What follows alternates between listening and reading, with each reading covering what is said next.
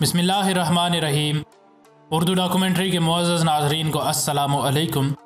नाज़रीन ग्रामी, किसी भी ज़िंदगी बचाने के मिशन के दौरान आग वो वाहिद ज़रिया होती है जिसके ज़रिए हम अपनी ज़िंदगी बचाने में कामयाब हो सकते हैं। इस आग की मदद से हम हरारत हासिल कर सकते हैं, खाना पका सकते हैं और मुख्तलिफ़ किस्म के ख़तरात को ख़ुद से दूर रख सकते हैं। लेकिन हर जान बचाने के मिशन में ऐसा नहीं है। अक्सर औक़ात यह आग हमारी मदद तो करती है, लेकिन अगर खुदा न खास्ता यह आग आपके घर में लगी है तो ये आपकी सबसे बड़ी दुश्मन भी हो सकती है। अफसोसनाक तौर पर हर साल हज़ारों लोग घरों में लगने वाली आग की वजह से अपनी जान गंवा बैठते हैं। लेकिन हम चाहते हैं कि आपके साथ ऐसा हरगिज़ न हो और आप कभी भी उन बदकिस्मत लोगों में शामिल न हों। इसलिए आज हम आपको ऐसे मुमकिना तरीके बताएंगे जिनकी मदद से आप घर में लगी आग पर काबू पा सकते हैं और अपनी और अपने प्यारों की ज़िंदगी बचा सकते हैं। लेकिन इससे पहले कि वीडियो को मज़ीद आगे बढ़ाया जाए, अगर आप उर्दू डॉक्यूमेंट्री के नए नाजरीन में से हैं तो हमारे चैनल को सब्सक्राइब कर लें और सब्सक्राइब के बटन के साथ घंटी के निशान को दबाना ना भूलें ताकि हमारी हर नई आने वाली वीडियो तसलसल व तवातुर के साथ आपको मौसूल होती रहे। नाजरीन ग्रामी, सबसे पहली और अहम बात ये कि अगर खुदा न खास्ता आपके घर में आग लगती है तो अपने घर में लगी आग से खुद को और अपने प्यारों को बचाने के लिए अपने एग्जिट प्लान पर आप मशक कर सकते हैं कि अगर खुदा न खास्ता हमारे घर में कभी आग लगती है तो हमें क्या करना होगा। बिल्कुल वैसे ही जैसे हम दीगर चीज़ों की मशक करते हैं तो वो हमें अज़बर हो जाती हैं और हमारे लाशऊर में शामिल हो जाती हैं, और फिर उन्हें करने का जब वक्त आता है तब हम उन्हें बासानी और बगैर किसी नुकसान के कर पाते हैं।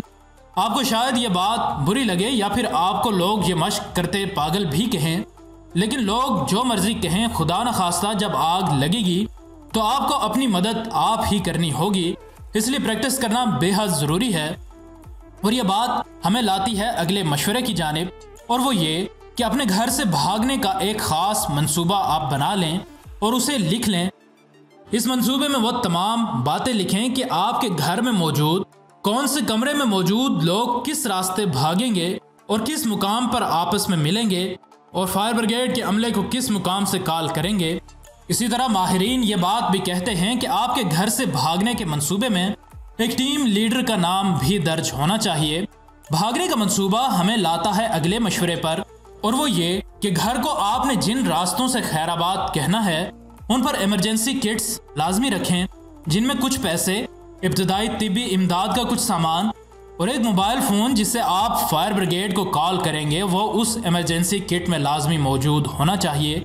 कुछ देर के बाद आग बुझाने वाला अमला और डॉक्टर्स की टीम तो लाजमी तौर पर आपके पास पहुंच जाएगी, लेकिन उनके पहुंचने से पहले आपको ही अपने घर वालों और प्यारों का इलाज करना है, और आपको और आपके तमाम घर वालों को इब्तदाई तिब्बी इमदाद के बॉक्स में मौजूद तमाम चीज़ें इस्तेमाल करनी आनी चाहिए।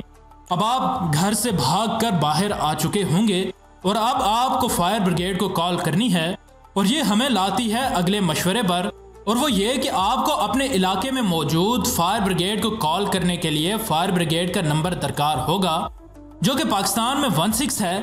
लेकिन आपको मुश्किल वक्त आने से पहले अपने मुकामी इलाके की फायर ब्रिगेड का नंबर भी याद होना चाहिए, और इमरजेंसी किट वाले मोबाइल में यह नंबर सेव भी होना चाहिए। अब हम आग से बचने के मज़ीद तरीके भी आपको बता देते हैं। उनमें यह कि अगर आप कई मंजिलों वाले घर में रहते हैं तो अपने घर की छत पर एक रस्सी वाली सीढ़ी लाजमी रखें, ताकि अगर सीढ़ियों का रास्ता बंद हो तो आप उन रस्सियों की मदद से बाआसानी नीचे आ सकें। अगला काम जो आपने बुरे वक्त के आने से पहले करना है वो ये कि आप अपने घर में मुमकिन हो सके तो धुएं वाले अलार्म भी लगवाएं और उन्हें हर महीने लाजमी चेक करें, और उनमें से अगर कोई ख़राब है तो उसे ठीक करवा दें। और आदाद शुमार के मुताबिक घरों में आग लगने की वजह से होने वाली अक्सर अमवात इसी वजह से होती हैं कि लोग सोए हुए थे और नींद में आंख नहीं खुली, क्योंकि जब हम सोते हैं तो हमारी जिस्मानी अज़ा में सबसे आखिर पर हमारा नाक ही होता है जो जागता है।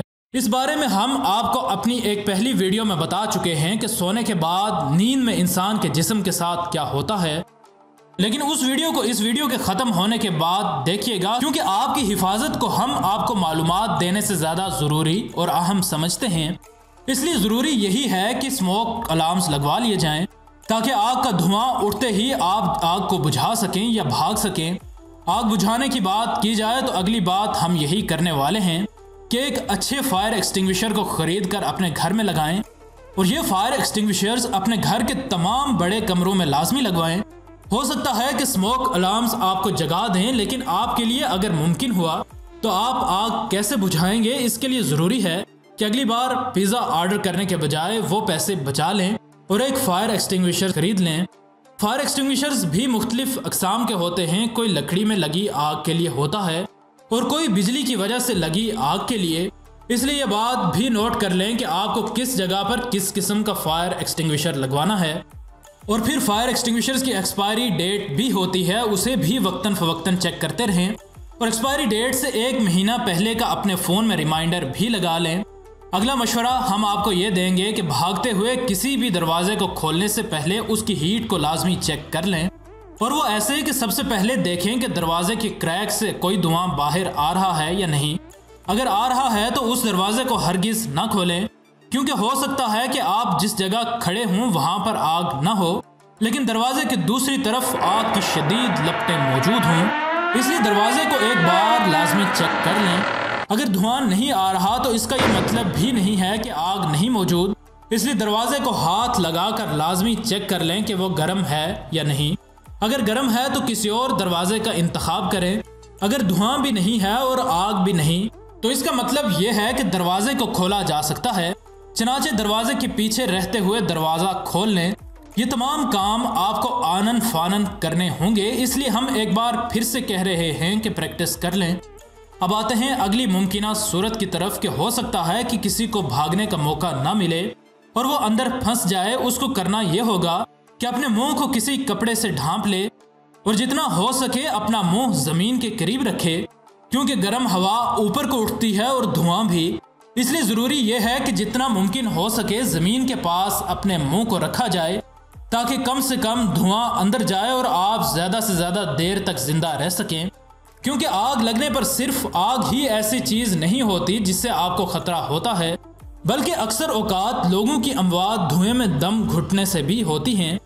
अब आते हैं इस बात की जानिब कि अगर खुदा न खास्ता आपके कपड़ों को आग लगी है तो इस सूरत में आपको क्या करना होगा। इसके लिए सबसे ज़्यादा ये बात ज़रूरी है कि इस बात को समझा जाए कि आग लगती कैसे है। आपको पता तो होगा कि आग लगती कैसे है और आग के लिए ज़रूरी क्या है। तो नाजरीन, आग के लिए ज़रूरी ऑक्सीजन है और हवा के बगैर आग जलती नहीं रह सकती। इसे आप ऐसे समझ लें कि अगर आप किसी जलती मोमबत्ती के ऊपर कोई गिलास उलट दें तो जब उसमें से हवा ख़त्म हो जाएगी तो वो बुझ जाएगी। अब आप ये बात यकीनन समझ गए होंगे कि आग जलती कैसे है और ये भी समझ गए होंगे कि आग को बुझाने के लिए आग तक हवा को पहुँचने से रोकना होगा। चनाचे इसके लिए सबसे आसान हल ये है कि आप फ़ौरन ज़मीन पर लेट जाएं और पलटे खाना शुरू कर दें। आपके पलटे खाने की वजह से आपके कपड़ों पर लगी आग को ऑक्सीजन और हवा नहीं मिलेगी, जिसकी वजह से वो मुमकिना तौर पर फ़ौरन बुझ जाएगी। नाजरीन, इसी तरह की एक वीडियो हमने अपने दूसरे चैनल फैक्टिकल पर अपलोड की थी, जिसमें हमने आपको ये बात बताई है कि हवाई हादसे की सूरत में आप अपनी जान कैसे बचा सकते हैं। अगर आपने वो वीडियो अभी तक नहीं देखी तो डिस्क्रिप्शन में उस वीडियो का लिंक मौजूद होगा, आप वहाँ से वो वीडियो बआसानी देख सकते हैं।